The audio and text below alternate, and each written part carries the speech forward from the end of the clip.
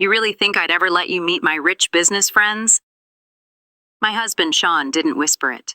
He said it right in front of them, his voice carrying across the private dining room of the Midtown Legacy Club. I don't want you asking them for help. His buddies, Mark Brennan and Dave Whitaker, all chuckled. That polite, tight-lipped laugh of rich men who are deeply uncomfortable but would never show it. I just smiled. I held his gaze, held it until his own laugh faltered. Don't worry, I said, my voice just as clear as his. You won't have to. Then I walked away. That night, his best friend George sent me a message that made my heart stop. I don't want you asking them for help. Sean's voice, loud, deliberate. It was designed to do one thing, make sure his colleagues, his new elite circle, understood exactly what he thought of me. It all started because Vicky, Mark's wife, had just suggested I attend the Partners Summit in the Hamptons with them. An innocent invitation, but it triggered something vicious in my husband. He let out that laugh, that practiced networking laugh that sounded nothing like the man I married 4 years ago. Mark shifted in his $1 million leather chair. Dave suddenly found his wine glass absolutely fascinating.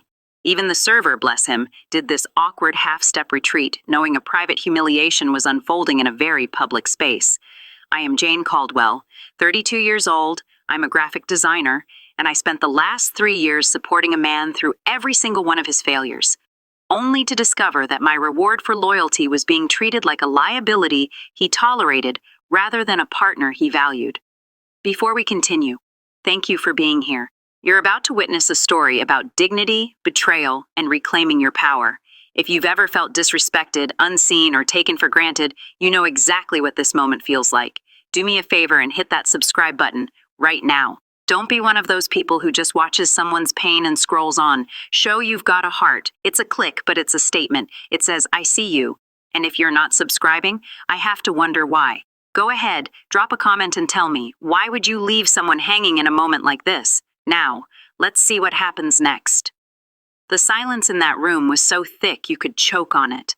I was at the far end of the table at the Legacy Club, a place where the annual fees cost more than most people's salaries.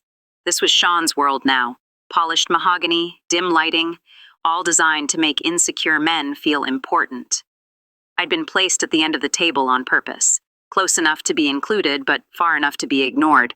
Vicky's face went pale. She was embarrassed for me. Worse, she was embarrassed by me. I should have stood up.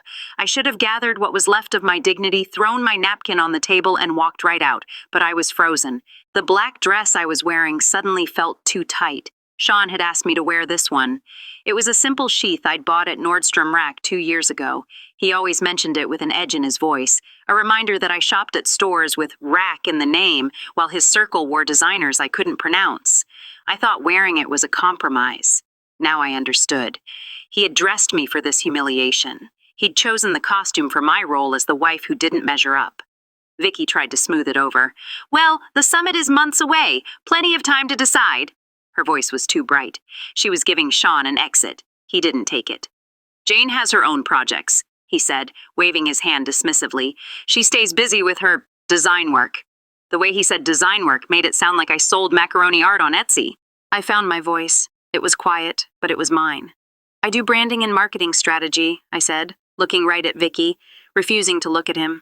For small businesses and nonprofits, helping organizations communicate their mission. Dave glanced up. That's interesting, he said, in a tone that meant it was anything but. Very charitable of you. Charitable. As if my work was volunteer service, as if helping a women's shelter build a fundraising campaign was less valuable than his firm's new algorithm for moving money around. Mark cleared his throat, desperate to change the subject, and launched into a story about a tech acquisition. Sean lit up. Instantly, the cold, cruel man who just ripped into me vanished, replaced by the animated, charming hustler. He was laughing, gesturing, leaning in. This was the Sean his colleagues knew, the version of himself he never brought home anymore. I watched him perform and realized I didn't recognize him. The man I married 4 years ago was human.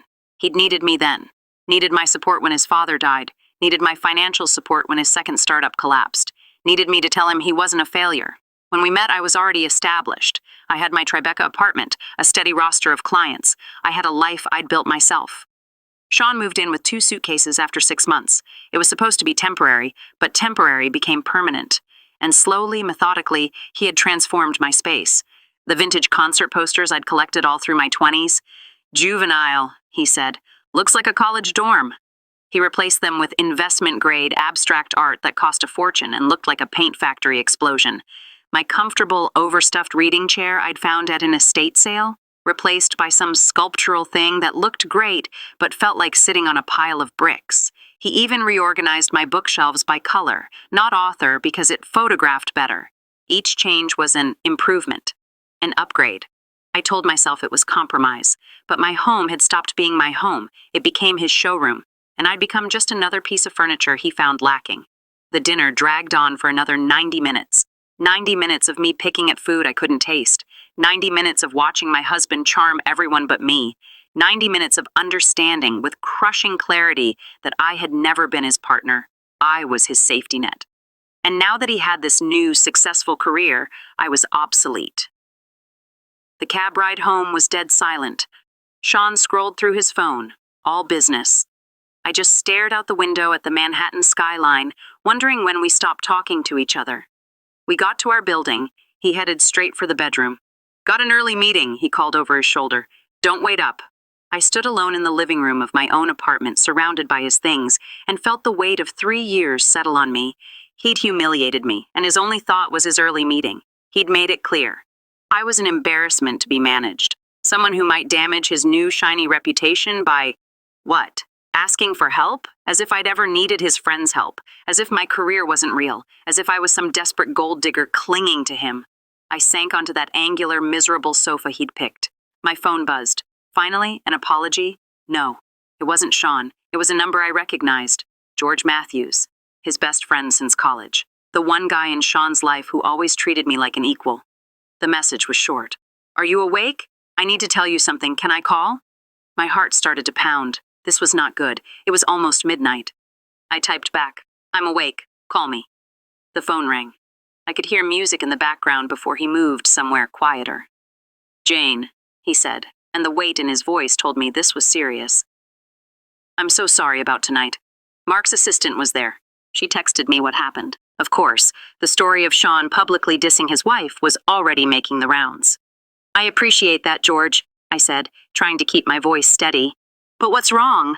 What couldn't wait? He was quiet for a long, heavy moment. I can't keep quiet anymore, Jane, he finally said. You need to know the truth about Sean, about what's really been going on. My blood went cold. What truth? He's been having an affair. The words just hung there, flat, direct. With Michelle Thornton, she's a junior analyst at his firm. It's been going on for at least 8 months. Maybe longer. 8 months. 8 months while I was supporting him, believing in him, shrinking myself to fit into his new bougie world. He was with someone else. How? How do you know? My voice sounded strange, like it was coming from far away. I saw them, George said, his voice laced with bitterness. 3 months ago, at some trendy spot in Williamsburg. Exposed brick, overpriced small plates. You know the type. They didn't see me, but I saw them. There was no mistaking it, Jane. He was holding her hand across the table. She was touching his arm. He was looking at her. In a way he hasn't looked at. Well, in a way he hasn't been in a long time. The image formed in my mind, sharp and painful. I confronted him the next day, George continued. He begged me not to tell you. Swore it was a mistake, that he was ending it, that he loved you. I wanted to believe him, man. I told him to fix it. But he didn't, Jane. He's still seeing her. He's still lying to you. And after tonight, after he humiliated you like that, I realized I've been complicit by staying silent. The walls of my apartment felt like they were pressing in on me. There's more, George said, and his voice dropped. And this part is worse. Worse? What was worse than an 8-month-long affair? Sean's been telling everyone in his professional circles that you're financially dependent on him, that your design business is just a hobby to keep you busy. He's been painting this picture of himself as the big shot, supporting a wife who doesn't contribute. I leaned my forehead against the cool window glass. I thought about the years I'd paid our rent, the months I covered all our groceries and utilities from my business account, the nights I stayed up with him, refining his pitch decks, his business plans, believing we were a team. He tells people you're an embarrassment, George said, and I could hear how much it pained him to say it. That he can't bring you to events because you lack sophistication. He's essentially rewritten your entire marriage. In his version, he's the hero who moved into your apartment to help you out financially, not the struggling entrepreneur you supported when he had nothing. He's erased me, I whispered. Completely, George confirmed. And tonight, when Vicky suggested you come to the Hamptons? He panicked, because if you're there, talking to people, they might realize the whole narrative he's been selling them is a lie. They might discover you're successful, that you supported him, that his entire self-made man story is straight-up fiction. I understood. The cruelty at dinner wasn't a drunken slip-up, it was strategic. He had to reinforce the lie. He had to put me back in my place before I could expose his. Thank you for telling me, George, I said. And I meant it. I know this wasn't easy.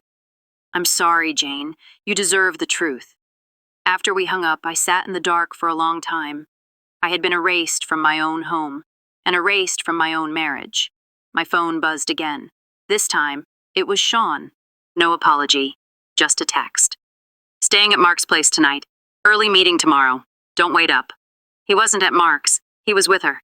He didn't want to face me. He was giving himself time to craft his defense. I lay in bed all night, still in that black dress. And sometime around 4 a.m., the shock and grief turned into something else. Something cold and sharp and focused. I wasn't just hurt, I was furious. If Sean had been methodically building a double life, then I was going to be just as methodical in tearing it down. I needed evidence. I needed proof. I needed to make it impossible for him to rewrite this story. At 7 a.m., I called my sister Queen. She's a family law attorney in Brooklyn. A shark. She's always been overprotective, and she never liked Sean. Queen, my voice cracked. Something's wrong. I need you. She was at my apartment in 50 minutes, and she brought her partner, Sarah. Sarah works in digital forensics for a corporate security firm. She finds fraud for a living. I spilled everything. The dinner, the humiliation, George's call, the affair, the lies. Queen's expression got harder with every word. We're going to find everything, she said, her voice quiet and certain. Every lie, every dollar, every text, and then we're going to protect you. Sarah was already on her laptop at my kitchen counter. Let's start with the obvious, she said. Shared accounts, cloud storage, any devices you both use? I froze. We have a shared cloud account, I said. Sean asked me to set it up about a year ago to organize his business files and personal documents. He said he trusted me with it. Queen and Sarah exchanged a look. Show us, Sarah said. I logged in. The drive was full of folders, investment reports, client presentations, market analysis. Most people who are hiding something, Sarah explained, her fingers flying, bury it under layers of legitimate content. They assume nobody will ever dig deep enough. She clicked deep into a conference materials folder, and inside that, a subfolder, labeled simply personal. My hands were shaking. Can you even imagine? Finding the folder that you know holds the proof your entire life is a lie? Most people watching this will never know that feeling, and you should be so grateful. But you know what's almost as bad? Watching this story, feeling this tension, and still not subscribing. It's like seeing a car crash and just driving by. Don't be that person. Hit subscribe now. Or, if you're really just going to sit there and watch, go to the comments and tell us why. We're all waiting to hear your excuse. Sarah clicked the folder. My stomach dropped. It was hundreds of files. Photos. She opened the first one. Sean and Michelle. At a restaurant I didn't recognize. Her hand on his arm. Both of them laughing. It was recent. I recognized his shirt. I was with him when he bought it. Sarah scrolled. Sean and Michelle on a rooftop bar, the Manhattan skyline behind them, hotel room photos, rumpled sheets, a yacht party. Michelle in a bikini, Sean's arm wrapped around her waist. This wasn't a mistake, this was a relationship. Documented, chronicled. There are text screenshots too, Sarah said quietly, flirting, planning, and discussions about me. My face burned. In one text, Michelle asked if his roommate would be a problem for their upcoming trip. Roommate, that's what he called me. Keep going, Queen said, her voice like ice. Sarah found the expense receipts, jewelry from stores I'd never heard of, flower deliveries to an address in the West Village, hotel stays for all those solo business trips. Why would he save all this? I whispered. Why keep the evidence? Arrogance, Queen said flatly. He didn't think you'd ever look. He didn't think you could. Sarah was already downloading everything to an external drive. This is it, Jane, she said. This proves the affair, the timeline, everything George told you. While Sarah worked, Queen was on her own laptop, pulling up records. I'm looking at the property docs for this apartment, she said. Less than 24 hours ago, I was just his embarrassing wife. Now, I was a woman sitting in her kitchen, surrounded by a mountain of evidence, while my sister and her partner systematically documented my husband's betrayal. Jane, Queen's voice snapped me back. The apartment, she said, turning her laptop to face me. It's 100% in your name. I blinked. What? The lease, the deed, everything. It's all in your name.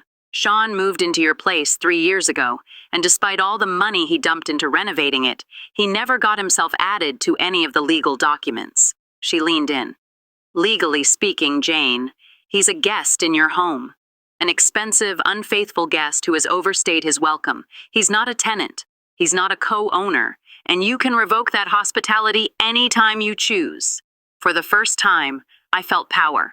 He had spent 3 years making me feel small, dependent, and stupid in my own home. He built his entire empire of lies on a foundation that was legally mine, and I could take it all back. I got a few hours of fitful sleep. I woke up in the afternoon to a text. It was Sean. We need to talk. I think you overreacted last night. Overreacted? He publicly humiliated me. He was cheating on me. He was lying to his entire world about me.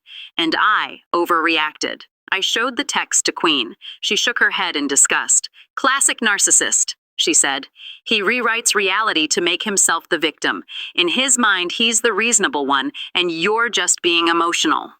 Should I ignore him? I asked. Do you want to ignore him? No, I admitted. I want to confront him. I want him to know that I know everything. Then confront him, Queen said, but on your terms, public place, and be ready for him to lie, gaslight, and manipulate. I knew exactly where. I texted back, the Village Perk, 4 p.m. The Village Perk was where we had our first date, 4 years ago. Before the money, before the lies. Back when he seemed genuinely interested in my work, my art, my mind, it felt appropriate. I got there at 3:45. I claimed the corner table by the window. I ordered a coffee I wouldn't drink. And I pulled up the yacht photo on my phone and set it face down on the table. Sean walked in at 4:23 p.m., late, of course, a power play. He strode in, all practiced confidence, wearing the one navy suit I had helped him pick out for his first big investor pitch, a suit I celebrated with him. He was wearing it like a weapon, a reminder of how I'd supported his success. He slid into the chair, his face a mask of irritation and condescension. No apology, just annoyance. Look, he started, his voice dripping with that patronizing tone that made my jaw clench. About last night, I had too much to drink. Everyone knows I say stupid stuff when I'm drinking. Nobody took it seriously, Jane. You're making this into something bigger than it needs to be. He really believed that. He thought that little speech would work, that I'd just nod and apologize for being emotional and go back to being his quiet, invisible wife. I let him finish. I let the silence hang for a beat. Then I interrupted his entire narrative with a single question. Who's Michelle Thornton?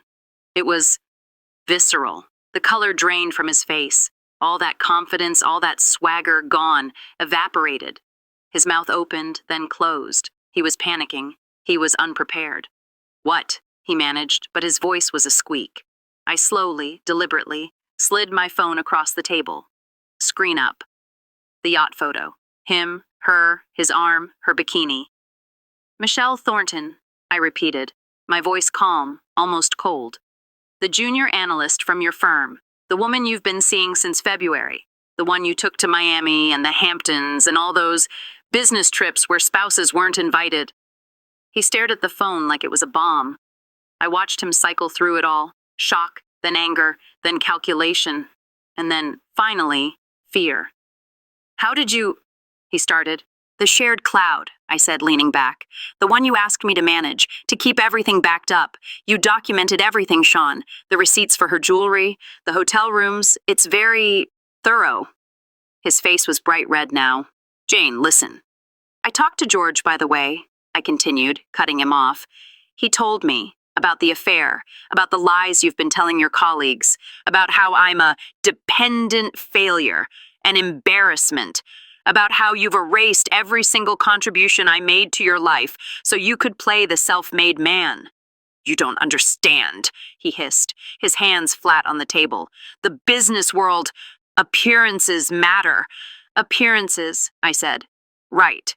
You were protecting your reputation, not our marriage. He sat there squirming. He had no angle, no leverage. For the first time in his life, Sean had no narrative that could make this my fault. He tried one last time. He put on his reasonable negotiator voice. Jane, listen to me, he said, even trying to reach for my hand. We can work through this. People make mistakes. We can go to counseling. I pulled my hand back like his touch was fire. No, Sean, I said, my voice final. We can't. Because here is what is going to happen. You are going to pack your belongings, and you are going to leave my apartment by Sunday evening. The mask of the reasonable husband vanished. You can't just kick me out of our home, he snarled. My home, I corrected him. It was always my home. You moved into my space, and you spent 3 years redesigning it, replacing my things and erasing me. But you never bothered to get your name on the lease. You have no legal claim, Sean. I want you out. He stared at me dumbfounded, genuinely shocked that I had any power at all. This is insane. You're being vindictive. I'm not trying to save something that was never real, I replied. You've been lying for 8 months. You publicly humiliated me. There is nothing left to save. There is just the legal reality. The apartment is mine and you need to leave. Where am I supposed to go? He demanded. That is not my concern, I said. You've had 3 years of rent-free living. I'm sure you'll figure it out. I stood up. I grabbed my bag. I had one last thing to say. Oh, and Sean? I paused. Michelle might want to know you're married. I hear transparency is important in professional relationships. His face, it was perfect. He finally understood. I wasn't just evicting him. I was threatening his other life too. You wouldn't, he stammered. I haven't decided yet, I said. You should probably prepare for the possibility. And I walked out of the Village Perk, leaving him frozen at the table. Walking out of that cafe, that felt like breathing for the first time in years. I took my power back. I know there are people watching this right now who wish they had that same courage in their own lives. Maybe you're dealing with a bad boss, a toxic friend, or a partner who doesn't see you. Subscribing is your first step. It's just a click, but it's a statement. It says, I am not a doormat. I am the main character. If you don't click it, what does that say about you? Seriously, go to the comments and tell me, what's holding you back from even that small act of support? What are you afraid of? I didn't go home for the move out. I couldn't. I sat in a coffee shop several blocks away. I had assembled my team, Queen, my sister, Sarah, her partner, and George, Sean's ex-best friend. They were there to supervise, to document, to make sure he didn't try to pull any last-minute emotional manipulation. George sent me updates. He's here, with Mark, trying to claim the books from your shelf. Queen reminded him those were yours before he moved in. Arguing about the furniture now. Sarah just pointed out he's lucky you're not charging him for 3 years of back rent. At 6:15 p.m., the final text came. He's gone. Left a note on the counter. We stayed till the truck was gone. The apartment is yours again. I walked home. The apartment felt huge. Empty spaces where his monstrous sofa and cold art had been. It felt clean, purged. I found the note on the kitchen counter. I hope you find whatever it is you're looking for. The nerve. Even now, he had to frame this as my failure, as if I was the one who was lost. I crumpled it up and threw it in the trash. That night, my friend Maria came over. We ordered pizza from the greasy place Sean always said was disgusting. We sat on the floor, drank cheap wine, and I did something I hadn't done in years.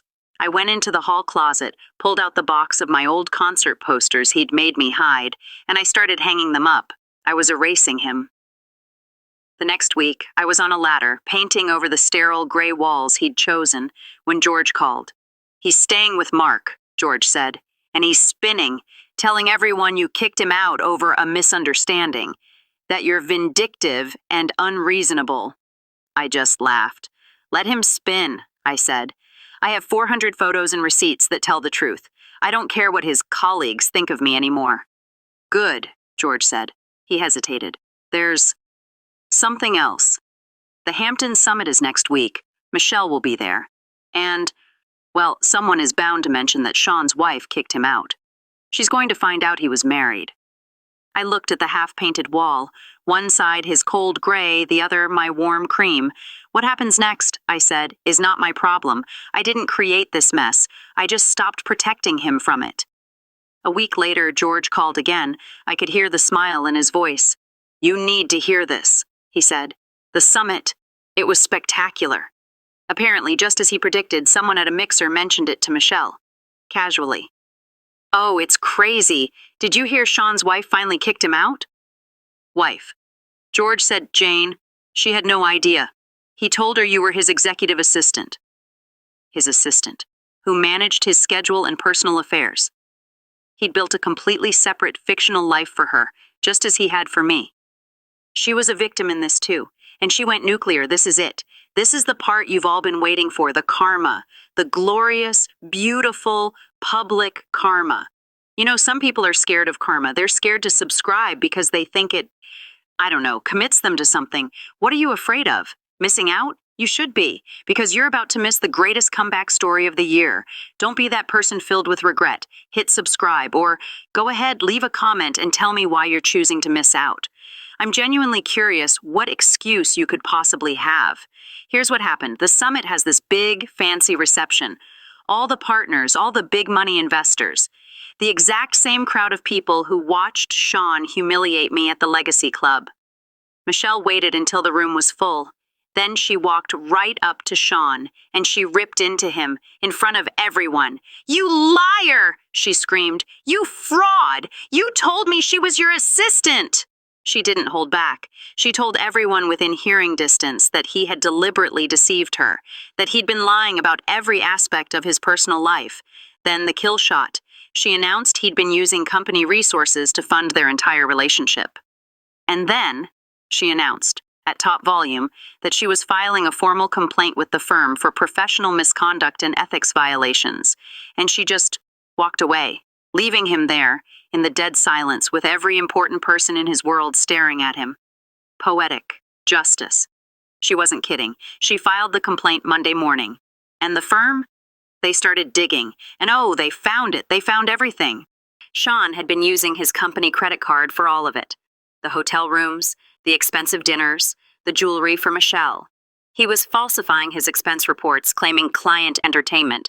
His partners were furious, not because of the affair. They don't care about that. They were furious because he had exposed the firm to legal liability. They put him on administrative leave. His clients, hearing he was under an ethics investigation, started pulling their accounts.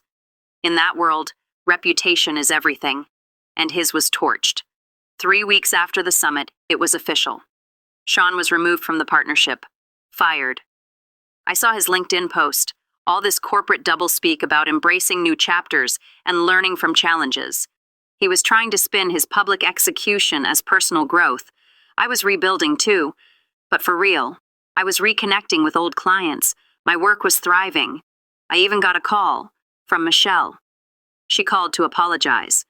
"I had no idea," she said, her voice shaking. "He lied to both of us."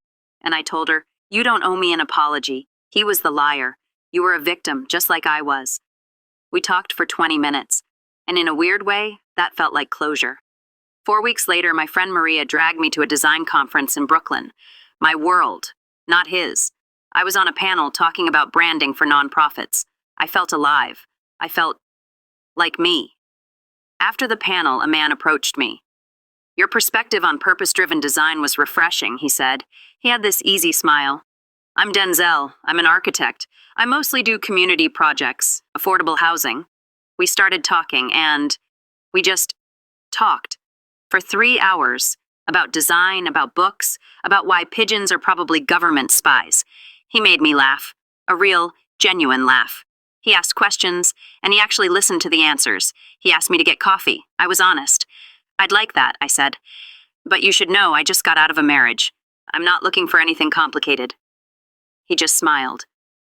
Coffee isn't complicated, he said. It's just two people talking, no expectations. And it wasn't. Coffee became dinner. Dinner became long walks through Prospect Park. He'd point out architectural details, the history of a building. He was passionate and kind and real. A few months later, I showed him Sean's latest cringy LinkedIn post. Another masterpiece of BS about resilience. Denzel read it, looked at me, and said with a deadpan expression, translation, I destroyed my marriage and my career through arrogance and dishonesty, and now I'm attempting to spin the consequences as intentional evolution.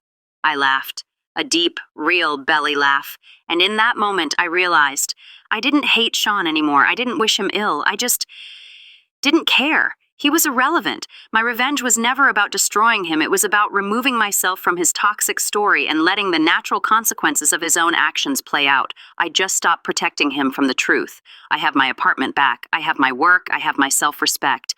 I have people in my life like Queen and Maria and George and Denzel who value me, not some image. Sean can keep his lies. I have something infinitely more valuable. I have the truth, and I have myself back. I got my happy ending, but so many people don't. They stay stuck. They stay quiet. They let the Seans of the world win. This story is over, but your choice isn't. You can click away from this video and forget it, or you can subscribe and join a community that believes in strength, truth, and getting what you deserve. This is your last chance. Subscribing costs you nothing, but not subscribing after coming all this way, well, that says everything, doesn't it? If you're still not convinced, the comment section is right there. Go on. Tell us all why you're walking away. We're reading every single one.